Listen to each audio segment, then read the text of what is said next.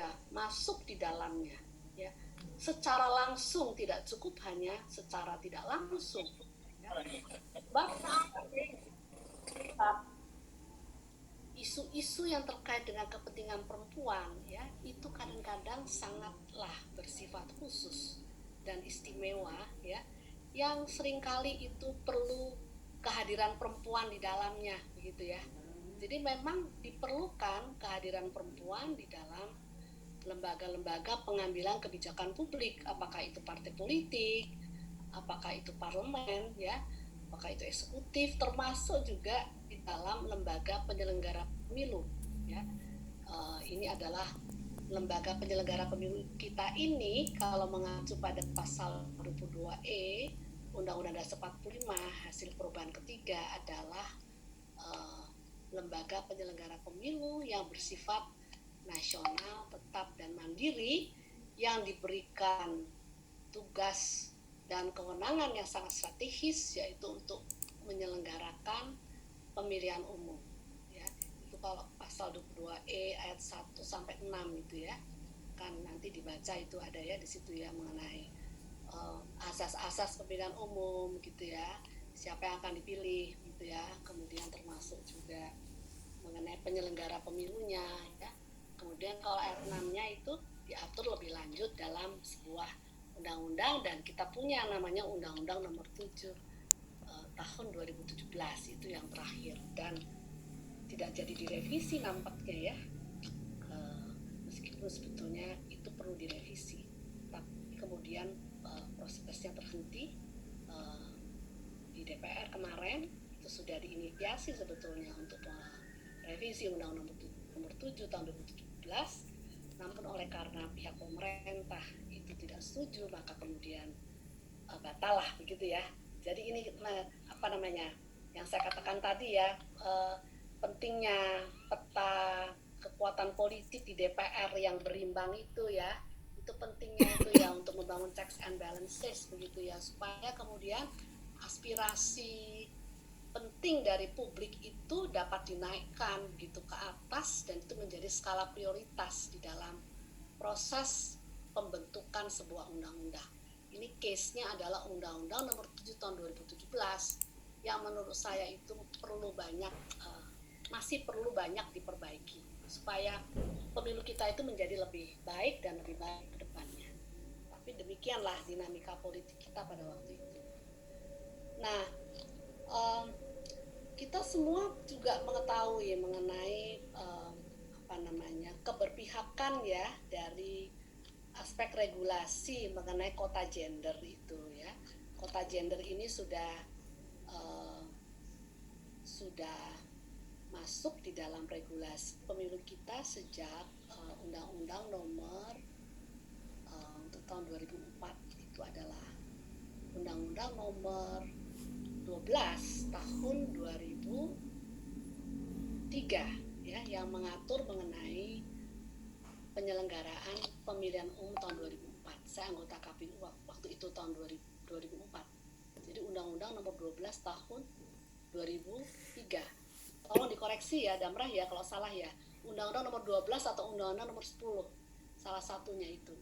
Nah, itu pertama kali, ya, di dalam sejarah regulasi undang-undang kita itu kota gender masuk itu di pasal 65 ayat 1 mengenai keterwakilan politik perempuan, ya, bahwa partai politik dapat mengajukan calon perempuan 30%, dapat, ya.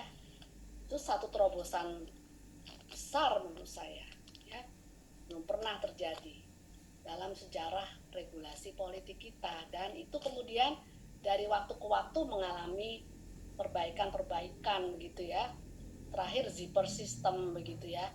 Kemudian setelah evaluasi mengenai kota gender ini dari aspek implementasinya dan resultnya, hasilnya begitu, ya, yang dirasakan belum sesuai dengan harapan gitu, ya, maka kemudian dievaluasi, maka kota gender ini harus diberlakukan dari hulu sampai hilir gitu, ya, nggak cukup hilirnya saja.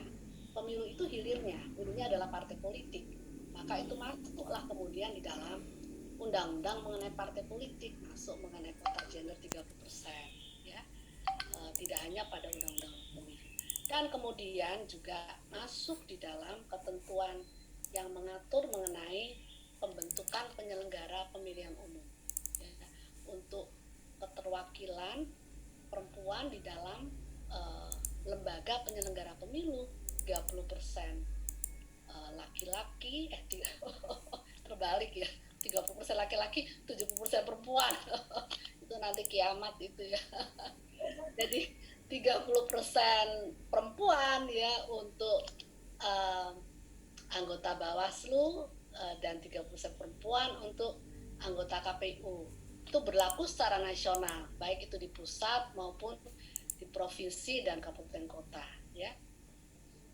Meskipun pada tahun 2003 itu Undang-Undang Nomor 12 itu belum ada ketentuan mengenai 30% kota gender untuk penyelenggara pemilu, tapi kami pada waktu itu di KPU sudah melakukan, menekankan ya keberpihakan pada kota gender ini, ya, meskipun tidak ada perintah secara tertulis, tapi itu kami lakukan pada waktu rekrutmen ya untuk pembentukan KPU provinsi maupun KPU kabupaten kota, ya, yang kami lakukan secara sistematis dan cepat begitu ya, karena kan undang-undangnya itu 2003 baru jadi, kita mesti pemilu tahun 2004 kan begitu ya. Itu sangat memperhatikan kehadiran perempuan di setiap tingkatan penyelenggara pemilu, minimal 1 ya. Jadi kalau tidak ada, kita cari-cari itu ya calon-calon itu, supaya mereka itu diundang untuk hadir begitu, mendaftar begitu ya, dan seterusnya. Seperti itu tidak mudah dan sangat sulit. Makin rendah tingkatan wilayahnya itu makin sulit untuk mencari perempuan menjadi penyelenggara pemilu. Itu 2004 ya, dan mestinya kan harusnya sudah lebih baik ya, 2009, 2014 ya, 2019 ya. Namun demikian kalau saya lihat datanya itu tidak membaik gitu ya. Kehadiran perempuan di lembaga penyelenggara pemilu secara kuantitas itu masih belum, jumlahnya itu masih belum mendekati 30%, mendekati 20% saja belum ya. Di pusat saja satu kan gitu ya. Meskipun timsel, waktu saya timsel tidak satu calonnya, ada beberapa perempuan di sana memenuhi 30%, lebih dari 30%, tapi DPR hanya pilih 1 gitu ya. Bawaslu provinsi, kabupaten kota sangat rendah, bahkan ada kabupaten kota yang tidak punya penyelenggara pemilu perempuan, apakah itu KPU maupun Bawaslu.